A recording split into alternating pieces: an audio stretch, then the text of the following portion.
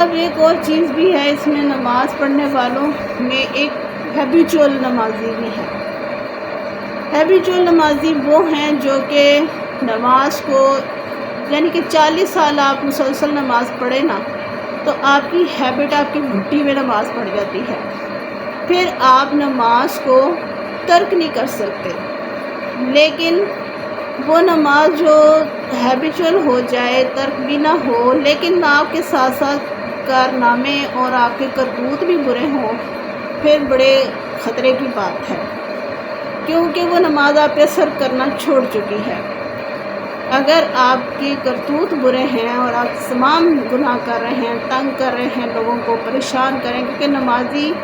بے شمار ایسے بھی ہیں جن کی نمازیں زیرو ہو جائیں گی، وجہ یہ کہ ان کے کرتوت برے ہوں گے، وہ دوسروں کو ایذا پہنچاتے ہوں گے، تو ایسی نمازیں سروں سے نہیں اٹھتی اور ایسے قرآن حلق سے نہیں آگے جایا کرتے۔ تو یہ بات ذہن میں رکھیں کہ انسان کو دنیا میں جب چلنا ہے تو بہت احتیاط سے چلنا پڑتا ہے، کیونکہ یہ نماز، روزہ، زکوٰۃ، حج، یہ فرض تو ہیں، ہر وقت ان کی ریپیٹیشن بھی ہوتی رہتی ہے، لیکن اس کے ساتھ ساتھ انسان کو باقی معاملات، حقوق العباد کو بھی دیکھنا پڑتا ہے، جو کہ بہت امپورٹنٹ ہے۔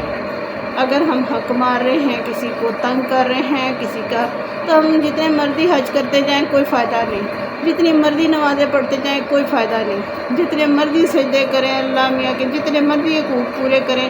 جتنا مرضی انفاق کریں، کچھ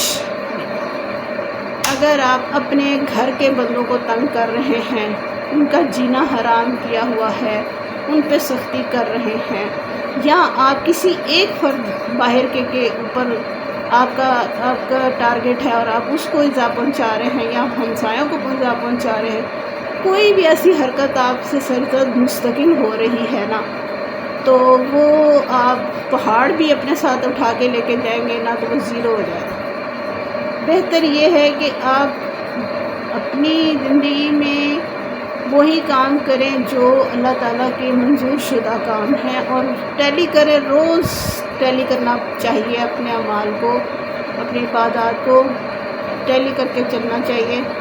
اور دنیا کے معاملات جتنے بھی سنگین اور سخت ہیں ان میں بھی صبر بھی کرنا پڑتا ہے، اور اپنے آپ کو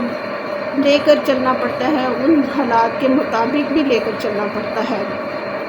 سم ٹائم انسان کو ایسے نیگیٹو حالات بھی آ جاتے ہیں، اتنی مشکل پیش آ جاتی ہے، اتنی مشکل آزمائش آ جاتی ہے کہ اس میں سے نکلنے،